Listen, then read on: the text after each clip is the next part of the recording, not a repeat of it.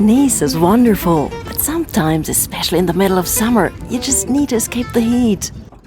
So we got on a train, not just any train, the Train des Merveilles, the train of wonders. And for once, the name is completely justified. This legendary line climbs from the Mediterranean all the way up into the Alps, through 3 spectacular valleys, across more than 400 bridges and viaducts, and through 81 tunnels. Our destination? Tende, a beautiful historic mountain village at 815 meters altitude. A world away from the beach and only 2 hours by train. On the way back, we stop off in Sospel, another gem hiding in the mountains, and well worth an afternoon. And if you pick the right departure, the journey itself comes with a free guided tour, walking you through the entire history of this extraordinary corner of southern France. Here's the route, from Nice straight up into the Alps, past Sospel, Breil-sur-Roya, Fontaine-Saorge, Saint-Dalmas-de-Tende, and La Brigue, all the way to Tende. The line alone tells you everything you need to know. This is not your average day trip. It's just before 9 on a Friday morning in late June, and we're already at Nice station. It's hot, as usual at this time of year, and we're quietly hoping for an air-conditioned train. But first things first, something to eat. There was absolutely no time for breakfast this morning. We're in good shape though. Our train doesn't leave until 9:32. There it is on the board, destination Tende, platform G.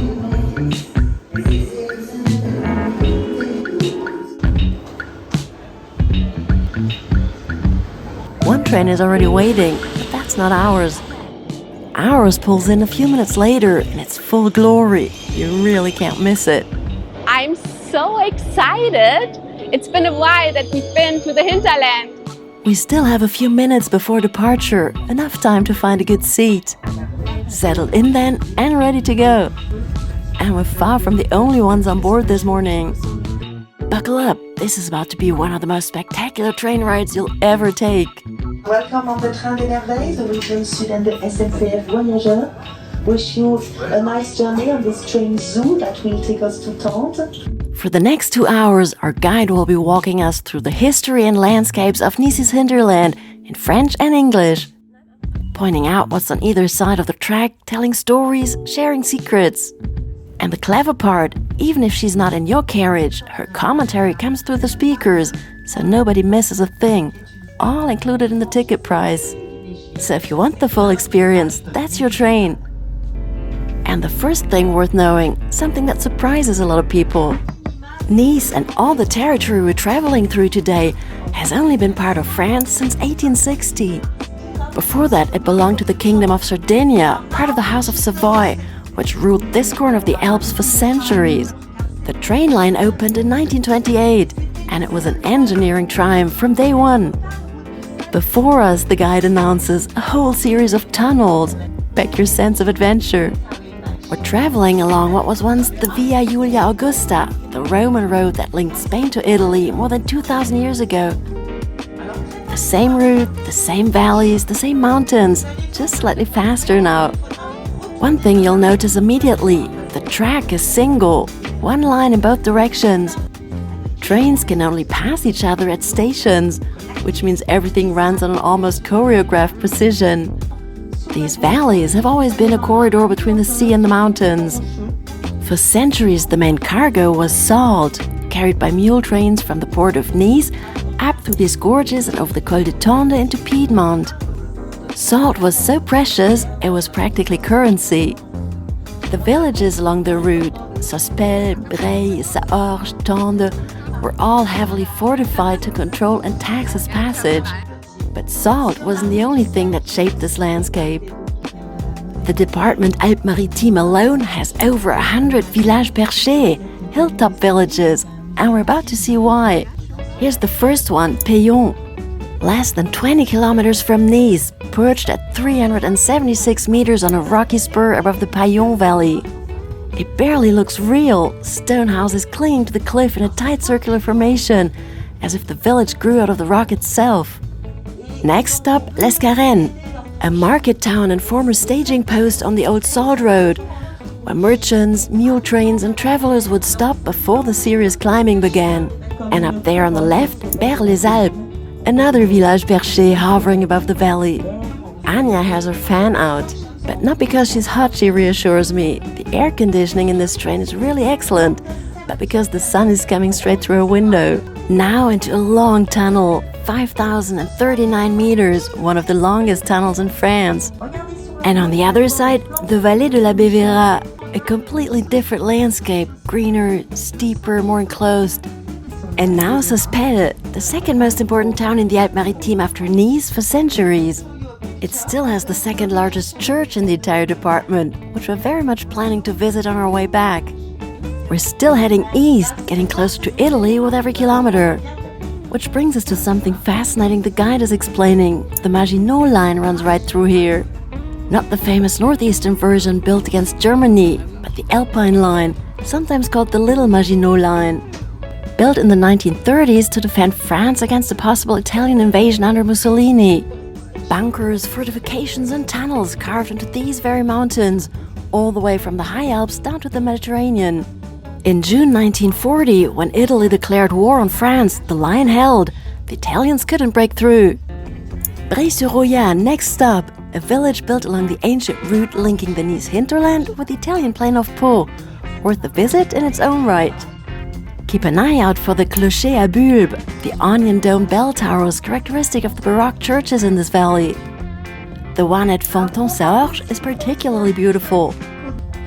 This distinctive style came from Lombardy, just across the mountains in Italy. One more reminder that this region spent centuries looking east, not west. Notice too, the olive trees have disappeared. We're too high, too cold in winter. The landscape has changed completely. And now, something extraordinary. The track needs to gain 50 meters in altitude. There's not enough space to do it in a straight line. So it does a full 360-degree loop, a complete circle inside the mountain. You won't feel it, but somewhere underneath us, the train is literally turning around itself, climbing as it goes. And those tracks you can see up there, that's exactly where we're headed next. The gradient never exceeds 3%, so gentle you'd never notice. Engineering elegance. A tip for next time, sit on the left side of the train on the way up. More of the good stuff on that side, we're fairly convinced. And just before we arrive, a word about the Vallée des Merveilles. From Saint-Dalmas to Tende, just south of Tende, or Tende itself, you can take a bus up to Castelrino and then hike into the valley. One of the most important prehistoric rock carving sites in Europe, with over 50,000 engravings dating back 5,000 years. If you're a hiker, add it to the list. More about that a little later in this video. Another quick fun fact, La Brigue is a village famous for its sheep. A particular local breed that made the community wealthy for centuries, our guide tells us. Worth a detour if you have time. And then, rolling into Tende, the old village comes into view on the hillside, clinging to the rock in layers of stone. Look up at that distinctive tower with its warm ochre and yellow tones. That's what remains of the castle of the 𝘃𝗵𝗃𝗀𝗃 counts, destroyed by Louis XIV's troops in 1692. It was converted into a clock tower in the 19th century. Almost looks like a lighthouse up there, which feels right, because after 2 hours through some of the most spectacular scenery in southern France, Tende feels exactly like arriving somewhere. Everyone off, and after stopping for a quick photo with a lovely American family who spotted us on the train, and after letting everyone else go first, it's time to explore. From the station a few steps down, and you're right in the middle of the village. We head down the main street, past restaurants that are doing absolutely nothing to help our hunger levels. But we have too much to see and too little time for a proper sit-down lunch. Our solution, and you know us by now, a quick stop at the bakery and a picnic on the bench outside. Perfect. And then into the maze of the old town. Tende greets you like a stage set. Several-story stone houses stack up the hillside in tight terraces, roofed in lauze, the local green-grey slate, with the clock tower and the ruins of the 𝘃𝗵𝗃𝗀𝗃 castle looking down over everything. It's been looking like this for centuries, which is exactly why we came. Tende has changed hands more times than most villages care to remember. Provence, Savoy, Italy, France. And here's the twist. It only became definitely French in 1947, after the Paris Peace Treaty following World War II. Not 1860 like Nice. The Italian influence, though, never really left. The old town is entirely pedestrianized. Cars simply don't fit. The medieval street plan is still intact. Parallel streets running along the hillside, connected by narrow alleys, some covered, some open to the sky. Little squares, vaulted passages, the kind of place where you turn a corner and find yourself completely alone, 500 years back in time. As a few drops start to fall, always a possibility up here in the mountains, even when the coast is bone dry, we make our way to the jewel of Tende, the collégiale Notre-Dame de l'Ascension, with its flamboyant red and yellow facade. The portal is framed by two rather strange lions and topped by 13 statues of Christ and the Apostles. Inside, impressive baroque altarpieces, some gilded with real gold leaf. Not bad for a mountain village at 800 meters. And we're not done yet. We want to get up to the highest point of the village. The view from up there has to be worth it. And after a climb that really does test the legs, we're there. The ruins of the 𝘃𝗵𝗶𝗀𝗲cie castle. And right next to it, the cemetery. The view of the rooftops and the surrounding mountains is indeed the best in the village. And the cemetery turns out to be quite something in its own right. And speaking of things worth taking a closer look at, a quick word from us. If you've been enjoying our videos, don't forget that we've created a complete written travel guide for the French Riviera. It's a downloadable PDF for just $15.90, packed with our favorite towns, beaches, restaurants, viewpoints, and hidden gems, with direct links to our videos, so everything we talk about comes to life in moving image. You can scan the QR code on screen or find the link directly in the description below.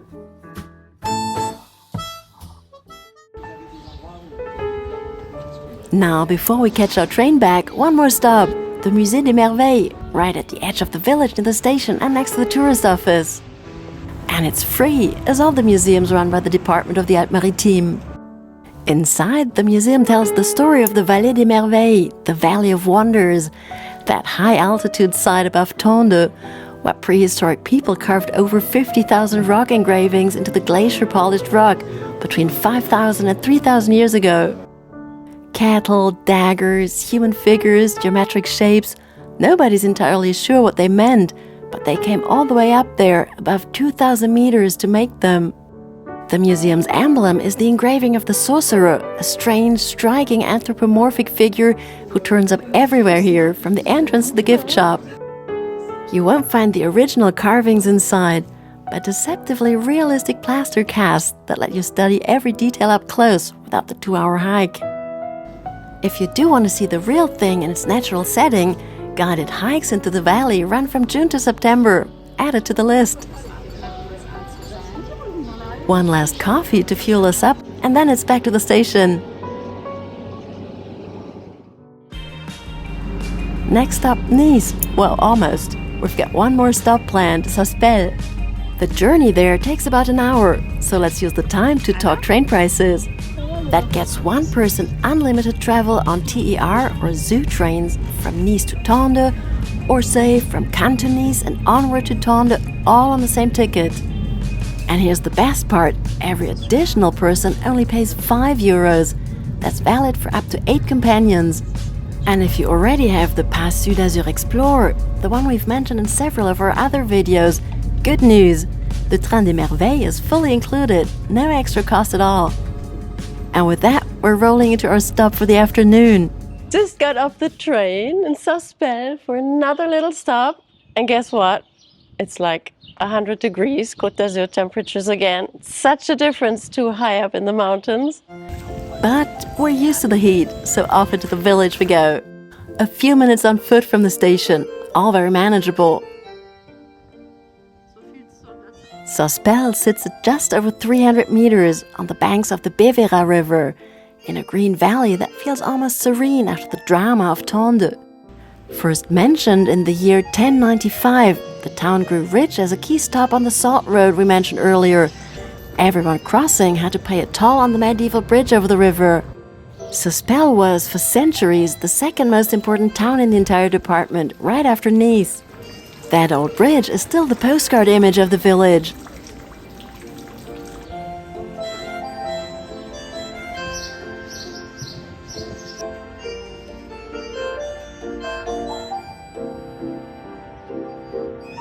Then, on the other side of the village, the reason we specifically wanted to come here, the Cathédrale Saint-Michel.